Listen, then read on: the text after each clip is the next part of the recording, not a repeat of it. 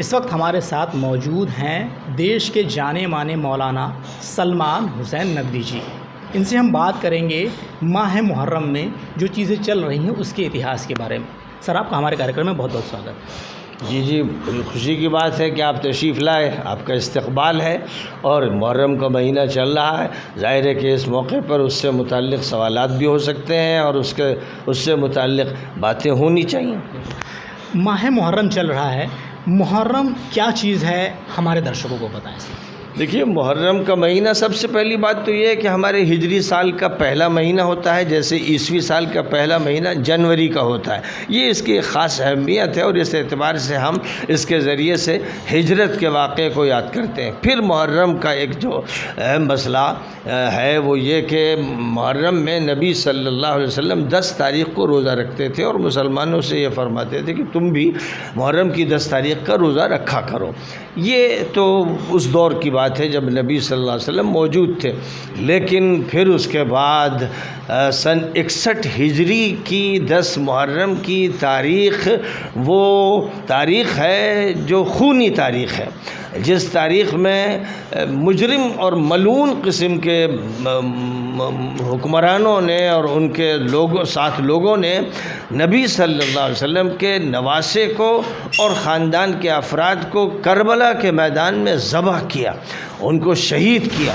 تو اس اعتبار سے یہ تاریخ کا ایک ایسا واقعہ ہے جو بے انتہا ہولناک ہے، اور جیسا واقعہ نہ فرعون کے دور میں ہوا نہ نمرود کے دور میں ہوا۔ دنیا میں جو بڑے بڑے ظالم اور مجرم گزرے ہیں، انہوں نے بھی نبی کی اولاد کے ساتھ یہ نہیں کیا جو ان مجرم مسلمانوں نے کیا، جو اپنے کو مسلمان کہتے تھے لیکن ان سے بدتر روئے زمین پر کوئی مسلمان نہ گزرا ہے اور نہ انشاءاللہ گزرے گا۔ تو ان ملعونوں کی طرف سے جو واقعہ پیش آیا، اس کو ہمارے شیعہ بھائی خاص طور پر اس طرح یاد کرتے ہیں کہ اس دن وہ ماتم کرتے ہیں، شہادت کو اس طرح سے مناتے ہیں اور اس میں واعظ کہتے ہیں اور تعزیے نکالتے ہیں۔ میں شیعہ بھائیوں سے یہ کہتا ہوں کہ یہ کام نہیں ہے، یہ کام نبی نے نہیں کیا، نہ حضرت حسین علیہ السلام کی اولاد نے کیا۔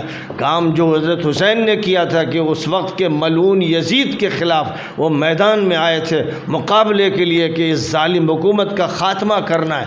اب اس ظالم حکومت نے انہیں بھی شہید کر دیا، تو ظاہر ہے کہ وہ تو تاریخ کی علامت بن گئے، جد و جہد کی علامت بن گئے، اور ان کی شہادت کا جو خون ہے اس نے ہمیشہ کے لیے لوگوں کو گرما دیا۔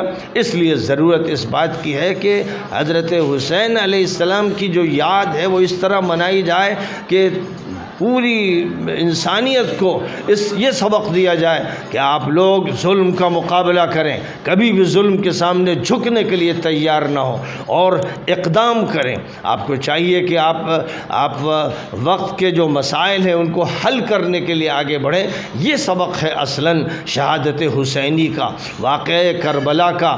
اور کہنے والے نے جو بات کہی تھی کہ قتل حسین اصل میں مرگ یزید ہے، اسلام زندہ ہوتا ہے ہر کربلا کے بعد۔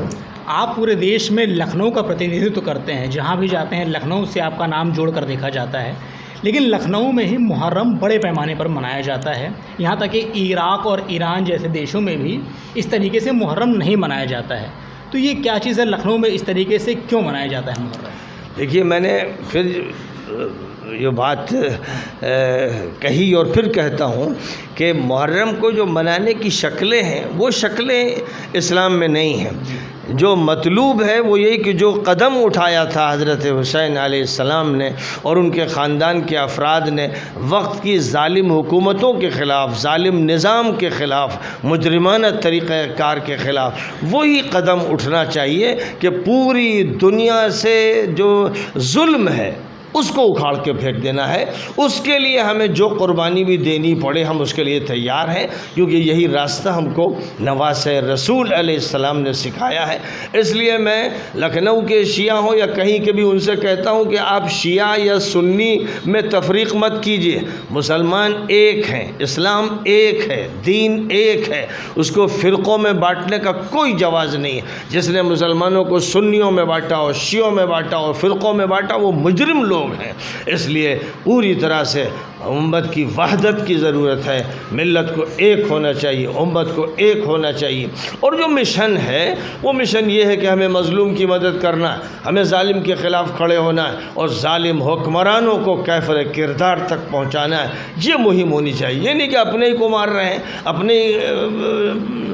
اپنے اوپر حملہ کر رہے ہیں، زنجیروں سے مار رہے ہیں، یا اپنے کو تلوار و چاقو سے مار رہے ہیں۔ اس کی تک کوئی تک ہی نہیں، نہ عقل سے، نہ نقل سے، نہ دین سے، نہ قرآن سے، نہ حدیث سے۔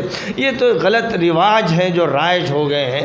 ان رواجات کو ختم کر کے اقدامات کرنے چاہیے، اور وہ عمل کرنا چاہیے جو عمل حضرت حسین علیہ السلام نے کیا تھا۔ ایک آخری سوال، حقیقت میں عزاداری کیا ہے؟ جو چیز لوگوں کو کرنی چاہیے وہ بتائیے اس کے بارے میں۔ دیکھیے عزاداری پھر وہی کہ کسی کا انتقال ہو جائے تو ہمارے یہاں اس کا جو پرسہ ہوتا ہے اس کو تعزیت کہتے ہیں، یعنی غم کا اظہار بھی کرنا، اور جن کے یہاں انتقال ہو گیا ان کے یہاں جا کر تسلی دینا اور اچھی باتیں کرنا، اس کو تعزیت کہتے ہیں، تعزیت۔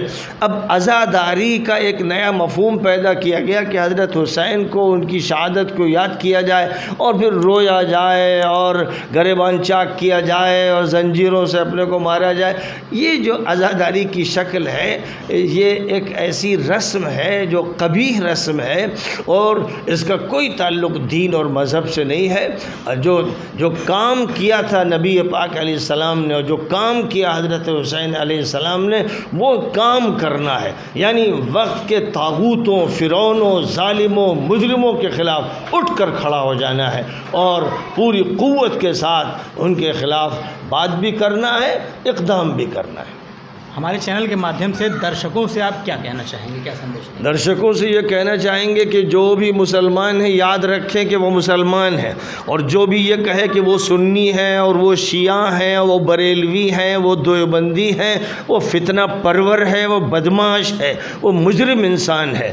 امت کو ایک بتایا گیا ہے، قرآن کہتا ہے وَأَنَّ هَذِهِ أُمَّتُكُمْ أُمَّةً وَاحِدَةً، اے مسلمانوں سن لو تمہاری امت ایک امت ہے، اور یہ کہتا ہے کہ ان الدین عند اللہ الاسلام، دین اللہ کے نزدیک اسلام ہے۔